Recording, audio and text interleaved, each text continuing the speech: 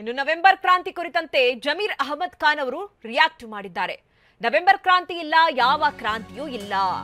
ಇದು ಹುಬ್ಬಳ್ಳಿಯಲ್ಲಿ ಸಚಿವ ಜಮೀರ್ ಅಹಮದ್ ಖಾನ್ ಅವರ ಹೇಳಿಕೆ. ಸಿದ್ದರಾಮಯ್ಯ 5 ವರ್ಷ ಸಿಎಂ ಆಗಿರ್ತಾರೆ. ಸಿಎಂ ಆಗ್ಬೇಕು ಅಂತ ಎಲ್ರಿಗೂ ಆಸೆ ಇರುತ್ತೆ. ಸಂಪುಟ ಪುನರ್ರಚನೆ ಮಾಡ್ತಾರೆ ಅಂತ ಹೇಳ್ತಿದ್ದಾರೆ. ಮಂತ್ರಿ ಆಗ್ಬೇಕು ಅಂತ ಎಲ್ರಿಗೂ ಆಸೆ ಇರುತ್ತೆ. ಆದ್ರೆ ನಮ್ಮಲ್ಲಿ ಜಗಳ ಇಲ್ಲ, ಬಿಜೆಪಿಯಲ್ಲಿದೆ.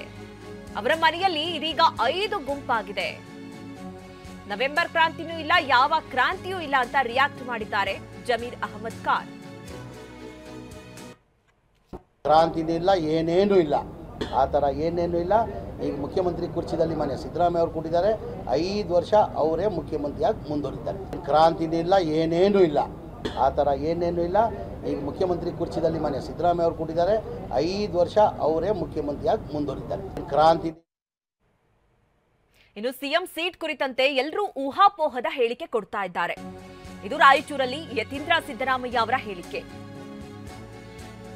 ನವೆಂಬರ್ ಕ್ರಾಂತಿ ಅಂತಾಯ್ತು, ಸಿಎಂ ಸೀಟ್ ವಿಚಾರಕ್ಕೆ ಕುರಿತಂತೆ ಒಬ್ಬೊಬ್ರು ಒಂದೊಂದು ರೀತಿ ಮಾತನಾಡ್ತಾ ಇದ್ದಾರೆ. ಅದೆಲ್ಲವೂ ಕೂಡ ಊಹಾಪೋಹ. ಏನ್ ಮಾತುಕತೆ ನಡೆದಿದೆ ಯಾರಿಗೂ ಗೊತ್ತಿಲ್ಲ. ನನಗೆ ಗೊತ್ತಿರುವಂತೆ ಅಧಿಕಾರ ಹಂಚಿಕೆ ಚರ್ಚೆ ಆಗಿಲ್ಲ. ಇದು ಪಕ್ಷದಲ್ಲಿ ಸಿಎಂ ಹುದ್ದೆಗೆ ಅರ್ಹರು ಸಾಕಷ್ಟು ನಾಯಕರಿದ್ದಾರೆ. ಹಾಗಾಗಿ ಪದೇ ಪದೇ ಕ್ಲೈಮ್ ಮಾಡ್ತಾ ಇರ್ತಾರೆ. ಅದ್ರಲ್ಲೇನು ತಪ್ಪಿಲ್ಲ ಅಂತ ರಾಯಚೂರಲ್ಲಿ ಯತೀಂದ್ರ ಸಿದ್ದರಾಮಯ್ಯ ರಿಯಾಕ್ಟ್ ಮಾಡಿದ್ದಾರೆ. ನವೆಂಬರ್ ಕ್ರಾಂತಿ ಡಿ.ಕೆ. ಶಿವಕುಮಾರ್ ಅವರಿಗೆ ಅಧಿಕಾರ ಬಿಟ್ಕೊಡ್ಬೇಕು ಅನ್ನೋದ್ರ ಬಗ್ಗೆ ಚರ್ಚೆ ಆಗಿದೆ ಅನ್ನೋದು ಮೊನ್ನೆ ಇಕ್ಬಾಲ್ ಹುಸೇನ್ ಅವರು ರಾಯಚೂರಿನಲ್ಲಿ ಹೇಳಿದ್ರು. ಈ ಬಾರಿ ಖಂಡಿತವಾಗ್ಲೂ ಇವರು ಹೇಳ್ತಿರ್ತಾರೆ, ಬಟ್ ನಿಜವಾಗ್ಲೂ ಮಾತುಕತೆ ಏನು ನಡೆದಿದೆ ಯಾರಿಗೂ ಗೊತ್ತಿಲ್ಲ. ಎಲ್ಲರೂ ಕೂಡ ಊಹಾಪೋಹದ ಆಧಾರದ ಮೇಲೆ ಹೇಳ್ತಾರೆ. ನನಗೆ ಗೊತ್ತಿರೋ ಹಾಗೆ ಆ ರೀತಿ ಏನು ಅಧಿಕಾರ ಹಂಚಿಕೆ ಬಗ್ಗೆ ಏನು ಚರ್ಚೆ ಆಗಿಲ್ಲ ಅಂತ ನನಗೂ ಗೊತ್ತಿರೋ ಮಾಹಿತಿ ಪ್ರಕಾರ. ಸೊ ಹಾಗಾಗಿ ಈ ಊಹಾಪೋಹದ ಮೇಲೆ ಎಲ್ಲರೂ ಏನಾದರೂ ಹೇಳ್ತಿರ್ತಾರೆ.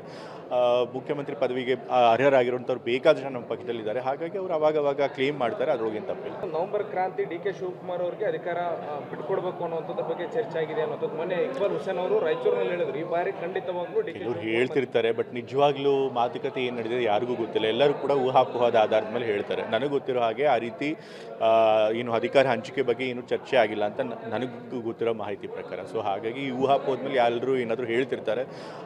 ಮುಖ್ಯಮಂತ್ರಿ ಪದವಿಗೆ ಅರ್ಹರಾಗಿರುವಂಥವ್ರು ಬೇಕಾದ ಜನ ನಮ್ಮ ಪಕ್ಷದಲ್ಲಿದ್ದಾರೆ. ಹಾಗಾಗಿ ಅವರು ಅವಾಗವಾಗ. ಇನ್ನು ಬಿಜೆಪಿ ನಾಯಕ ಕೇಂದ್ರ ಸಚಿವ ಪ್ರಹ್ಲಾದ್ ಜೋಶಿ ಅವರು ಕೂಡ ರಿಯಾಕ್ಟ್ ಮಾಡಿದ್ದಾರೆ. ಕಾಂಗ್ರೆಸ್ ಸರ್ಕಾರದಲ್ಲಿ ಸಾಕಷ್ಟು ಗೊಂದಲಗಳಿದೆ.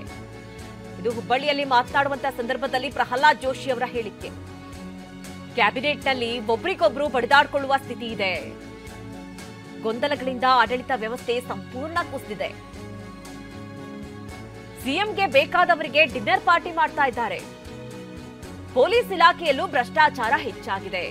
ಸರ್ಕಾರದ ವಿರುದ್ಧ ಪ್ರಹ್ಲಾದ್ ಜೋಶಿ ಆರೋಪ ಮಾಡಿದ್ದಾರೆ. ಕಾಂಗ್ರೆಸ್ನಲ್ಲಿ ಬಹಳಷ್ಟು ಗೊಂದಲ ಇದೆ. ನಾನು ಅದನ್ನ ಆರಂಭಕ್ಕೆ ಹೇಳಿದ್ದೆ ನಿಮ್ಗೆ. ಈ ಅಧಿಕಾರ ಹಂಚಿಕೆಯ ಗೊಂದಲದಿಂದಾಗಿ ಸಂಪೂರ್ಣವಾಗಿ ಇವತ್ತು ಆಡಳಿತ ಯಂತ್ರ ಕುಸಿದು ಬಿದ್ದದ. ಕ್ಯಾಬಿನೆಟ್ದಲ್ಲಿ ಒಬ್ಬರಿಗೊಬ್ಬರು ಬಡದಾಡುವಂಥ ಸ್ಥಿತಿಗೆ ಬಂದದ. ಕೆಲವು ಸರ್ತಿ ಮುಖ್ಯಮಂತ್ರಿ, ಕೆಲವು ಸರ್ತಿ ಉಪಮುಖ್ಯಮಂತ್ರಿ ಕೈ ಮೇಲಾಗುವ ರೀತಿಯಲ್ಲಿ ಯಾರ ಕೈ ಮೇಲೂ ಅಂತ ತೋರಿಸ್ಲಿಕ್ಕೆ ಇದೆಲ್ಲ ಡ್ರಾಮಾಬಾಜಿ ನಡೆದಿದೆ. ಕಾಂಗ್ರೆಸ್ನಲ್ಲಿ ಬಹಳಷ್ಟು ಗೊಂದಲ ಇದೆ. ನಾನು ಅದನ್ನ ಆರಂಭಕ್ಕೆ ಹೇಳಿದ್ದೆ ನಿಮ್ಗೆ. ಈ ಅಧಿಕಾರ ಹಂಚಿಕೆಯ ಗೊಂದಲದಿಂದಾಗಿ ಸಂಪೂರ್ಣವಾಗಿ ಇವತ್ತು ಆಡಳಿತ ಯಂತ್ರ ಕುಸಿದು ಬಿದ್ದದ. ಕ್ಯಾಬಿನೆಟ್ದಲ್ಲಿ ಒಬ್ಬರಿಗೊಬ್ಬರು ಬಡದಾಡುವಂಥ ಸ್ಥಿತಿಗೆ ಬಂದದ. ಕೆಲವು ಸರ್ತಿ ಮುಖ್ಯಮಂತ್ರಿ, ಕೆಲವು ಸರ್ತಿ ಉಪಮುಖ್ಯಮಂತ್ರಿ ಕೈ ಮೇಲಾಗುವ ರೀತಿಯಲ್ಲಿ ಯಾರ ಕೈ ಮೇಲೂ ಅಂತ ತೋರಿಸ್ಲಿಕ್ಕೆ ಇದೆಲ್ಲ ಡ್ರಾಮಾಬಾಜಿ.